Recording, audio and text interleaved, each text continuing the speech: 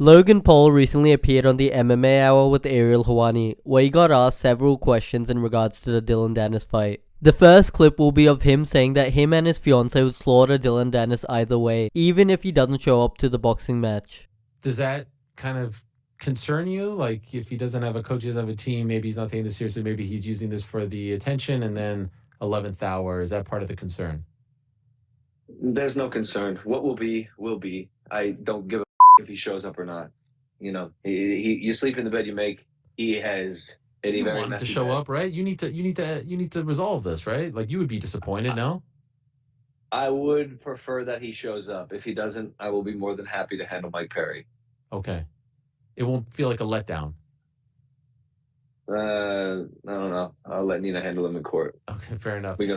We go slaughter him either way. The next clip will be of how Logan and his fiancée Nina are dealing with the online trolling from Dillon. It becomes official, and now the social media stuff starts, and it becomes very personal. How are you reacting? Because there was a moment there where we didn't hear much from you, and it's like this snowball, right?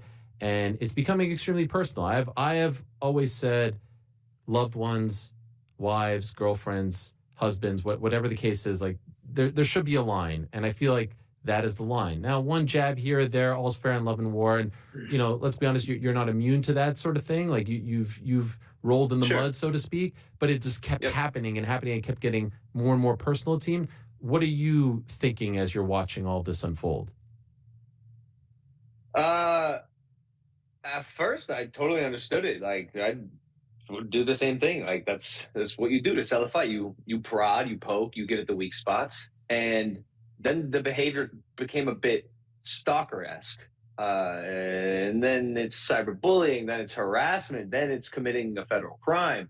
And so it's clear to me that his intention from the get-go was to pick a fight with a woman, because that's what a person like Dillon Danis would do. He's a coward. He doesn't want to fight me. He chose to pick a fight with the woman who he's never met and has posted about over 500 times. That is abnormal behavior, no matter how you cut it. Having an entire photo gallery of a woman you've never met before on your phone with over 500 photos is weird. And in that process, he chose to fight a two-front war. And so now that the woman who happens to be my fiance decides to take a stand up for herself, hold this predator accountable for his vile actions, he's gonna have to fight that battle too, as well as getting kicked out of me in the ring on October 14th. He's in a tricky position, man. How is your fiance Nina dealing with this as it's happening? Because she's the one getting all the arrows thrown at her, right? The response that Nina is exhibiting and the strength of her character is the reason that I asked her to marry me.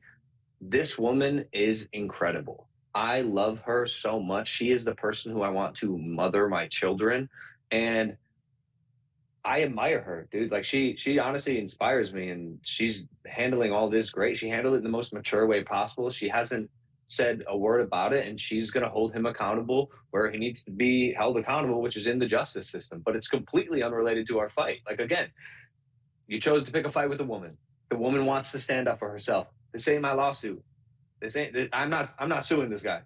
She is, because you picked a fight with her and you broke a law. But also, don't forget, you gotta fight me too. We're a unit, me and Nina. We love each other. We're moving forward through this together, and there's no end in sight for us, man. She's the love of my life.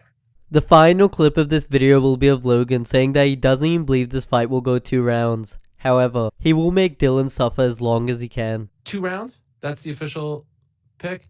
Yeah. I don't think it'll go past 2 rounds. But I'll be honest, Ariel. If I get in there and I'm piecing him up, and I see quickly his skill level, I'm gonna make him suffer for as long as I can. If I'm not worried about a rogue punch coming out of nowhere and hitting me, I'm gonna piece him up for as long as I can, because this dude ain't gonna be conditioned for 6 rounds. He's never been in a boxing fight before. He's never been in front of this many people before. It is a furnace. The shit is hot. He was a puddle when we were just looking at each other face to face across from a table. Imagine how much he's gonna melt when he has to fight me.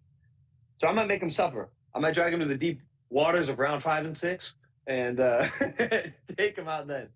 That's all for this video. If you enjoyed it, make sure you subscribe and hit the bell icon so you can get notified for all future videos. Thanks for watching.